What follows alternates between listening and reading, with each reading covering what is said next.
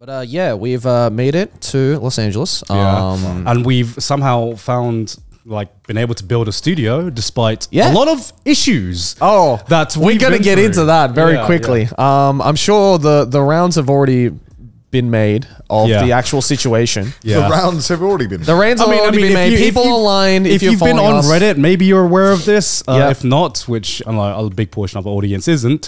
Hey, follow the subreddit. Yeah. So our baggage containing, Maylin said it was $30,000 worth of equipment. It's actually, I think, closer to 50,000. Yeah, it's close to 50. Yeah, closer to $50,000 worth of filming equipment. All our mics, all our cameras were lost on the way here, and at this moment, we still don't know where they are. Yeah, yeah. So we had to like scramble to get all of this equipment so that we can actually film some episodes, and especially because we're going to get guests on eventually as well. From next episode. Yeah, so it's just stressful as shit. This was not the start that we wanted. I'm so thankful that we scheduled in like 2, 3, 3 days of just like no guests, no filming anything. Because if we thought that we were going to hit the ground running, we would have been fucked. Like a guest literally arrives and it's like, so where's the set? And we're like, about that? Yeah. Doesn't exist yet. Do you want to explain your process of going to the airport? What happens? So I was in charge of bringing all of the equipment to America because these boys flew a bit early. So I get to Heathrow Airport, Terminal 2. And I already alarm bells were ringing because I get there and I want to check in and I can't check in.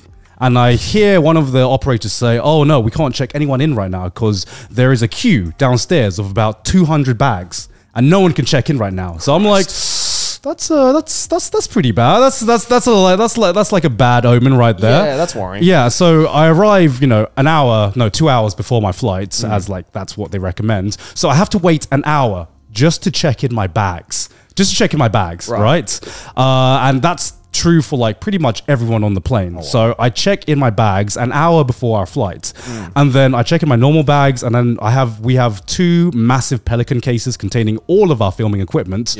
And they look at that and they're like, "We can't check that in here. You're gonna have to go to the oversized luggage section." I'm like, oh no, this is scary already. I'm like, my spidey senses were tingling. I was like, something is going to go wrong. And so I bring over the 2 Pelican cases over to the oversized luggage place. And so there's an operator there. And you could tell, like, this operator is just fucking done. He does not, he does not give a shit. Dealing with this for a few days. Yeah. He does not give a shit at all, right? And then he looks at the Pelican cases and he's like, "All right, just put them on the conveyor belt, and I'll get it through the system." And then I put it on the conveyor belt. He presses a button to open a shutter to get it through the airport. The shutter doesn't open, and he presses it again. Doesn't open, and I'm like, okay, there's something weird's going on here. Is this malfunction or something? And he sits there. He sits down and he sits there for 5 minutes, doing nothing.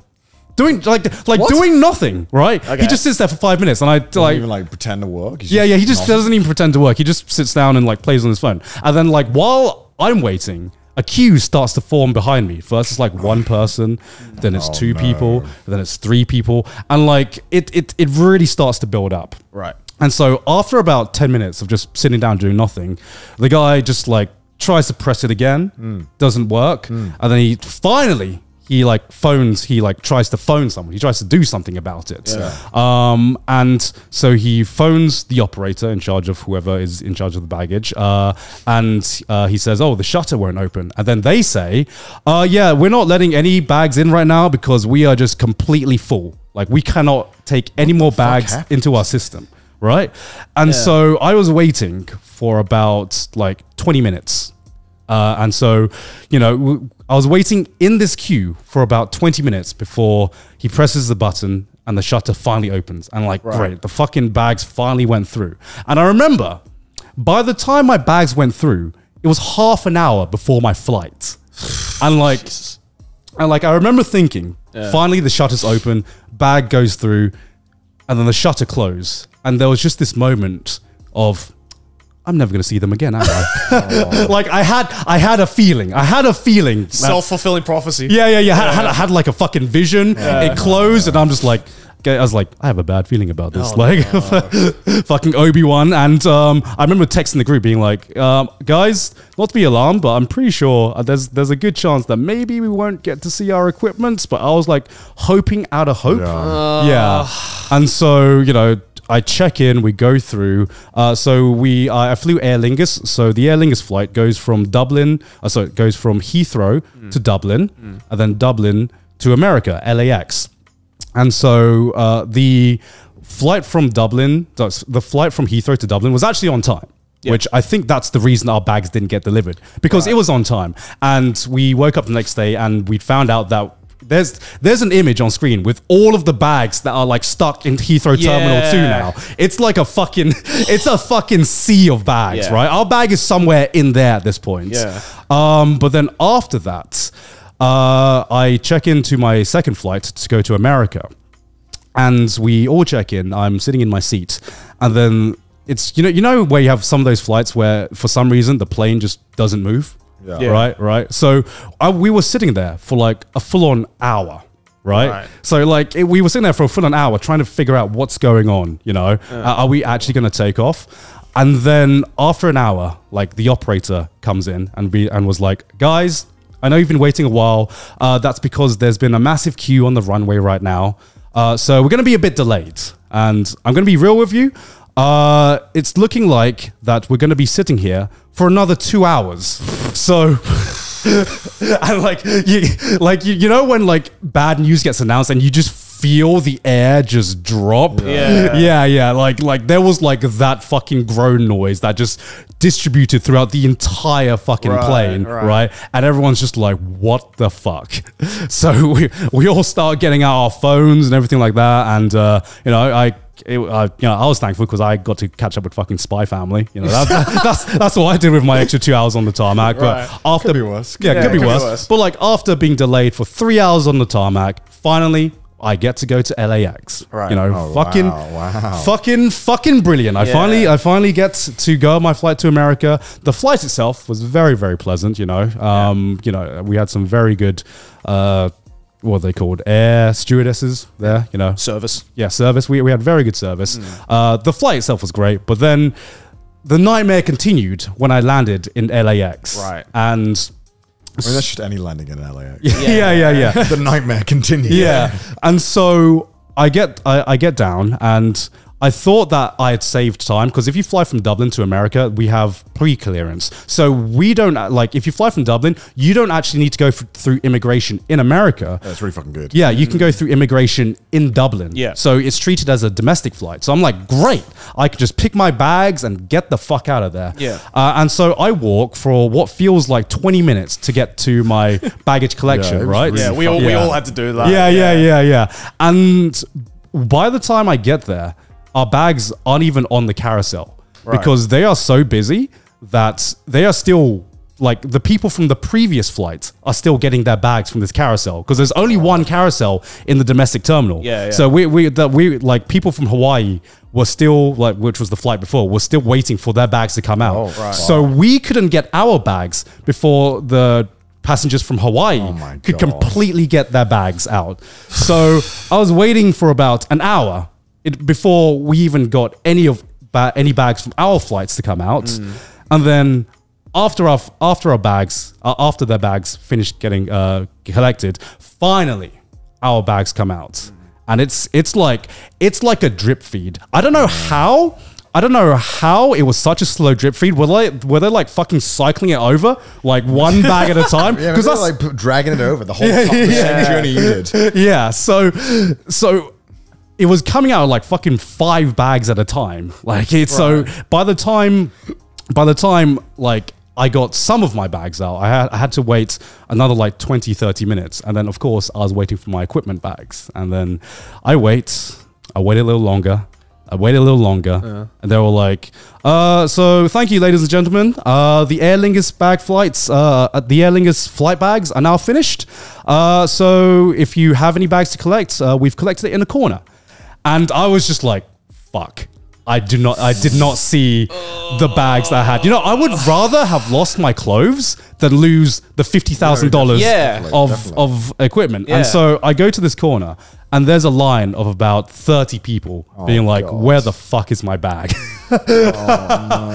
And so after that, I have to queue again with these 20, 30 people, all trying to like wave their fucking tickets to pick a form up. Yeah. And like it was like my first reminder about, you know, what I can experience here in terms of customer service, because I'm used to Japanese customer service. With Japanese customer service. I am very blessed with Japanese customer service, where they felt like, you know, they will do anything they can to help you, or at least they will like at least pretend to give a shit. Yeah. Right? Yeah.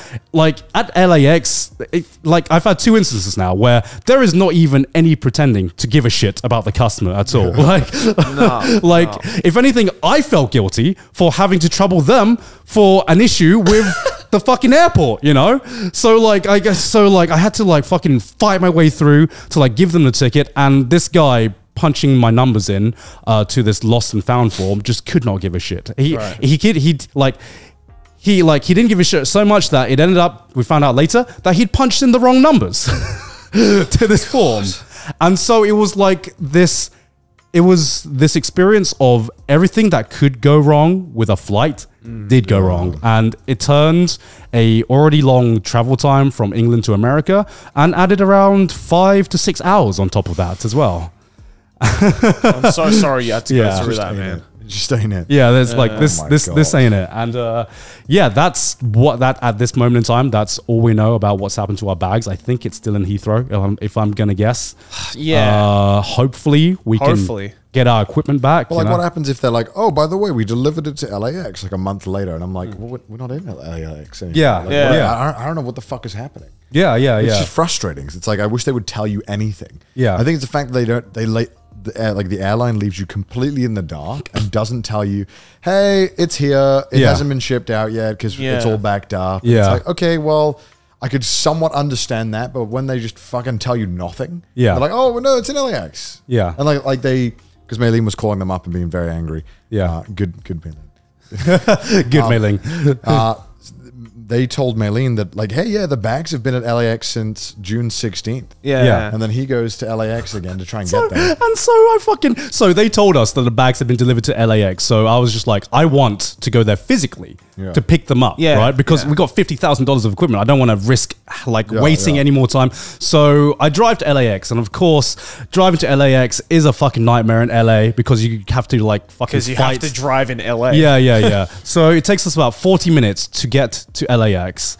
And then I go to the section where they told me to pick the bags up. Yeah. And I had my second experience with LAX customer service. Right. Which was, I tried to explain that I have tickets to pick up my bags. And so the woman in charge just goes, no, we don't have any bags from Aer Lingus right now. And that's what she says. And then she goes away. She doesn't even give me time to like explain my situation. She just fucks off. And I'm like, what do I do? So like I phone up Maylin to be like, can I get like the exact details of everything our airline said to you so I can explain the situation? And so this lady goes off, and I can see her in eyesight. She goes off to the other side of the room and starts like picking up and messing around with some bags. And so I talked to like one of the security guards there to be like, can I call that lady over, please? Because I think she's in charge of like the baggage system here. And she literally like picks out her phone and phones the lady. I can see the lady pick up her phone and answer it. and then she's like, okay, and then hangs up. And then she continues messing around with the bags. I can see her in eyesight. I see her. You can literally just run up to her. Yeah. And so after 20 minutes of dicking around over there, I don't know what she's doing. She reluctantly comes back, looks at me, and I can see like the disappointment in her face. Be like, why the fuck are you calling me again? Yeah. Right? And so I'm like trying to explain, I just wanted to get more information and explain more of the situation about what I've been told and what the situation is. So I explain everything that Maylin has explained to me. I give her the tickets, and she does a fucking eye roll and just Like she literally does that. And I'm like, why am I being made to feel guilty for trying to solve a situation with that my you bags? guys created? Yeah. It's just, it made like a stressful situation like 10 times more stressful because like, you know, with customer service, I don't mind like if you are not like fucking Japanese level, you know, yes, King, we'll do anything we want for you, you know, what do you need? I'll explain everything, but at least don't make the customer feel guilty about bringing up needing a service. Needing a service. It just made me like, she made me feel guilty for even like trying to explain the situation and trying to find out more information. After driving there for 40 minutes, and she goes in, she checks the details on the fucking luggage tag and everything, and then she comes back and she's just like, there is no bags here. Your bags have not been delivered. I don't know what the airline have told you. They've pretty much just said something false, because we've had no bags from that airline at all. And that almost broke me. Because that almost broke me, right?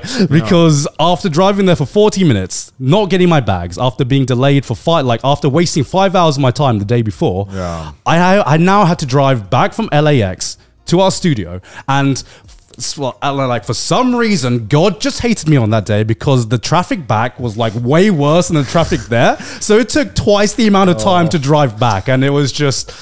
I couldn't get a dump, dude. Oh man, that drove my monk experience to its limit, because I was like up to here. I was about to fucking explode. Dude, I'm surprised you didn't explode. I think anyone else would have fucking exploded long before that. Yeah, I would have certainly exploded. Internally, I was screaming, because I don't want to scream at I don't want to be like the Karen to like the customer service manager, but like it's situations like that where I think it's almost a necessity to be a Karen. Well, no, because I didn't want to bring out my frustration on the person, right? But also that person was, I felt, bringing out her frustrations on me, the customer, with maybe previous customers she's had, and I'm just like, it was just awful. It was an awful experience. There's no silver lining in this. It was just an awful experience, and it's still not resolved. So it wasn't the best first experience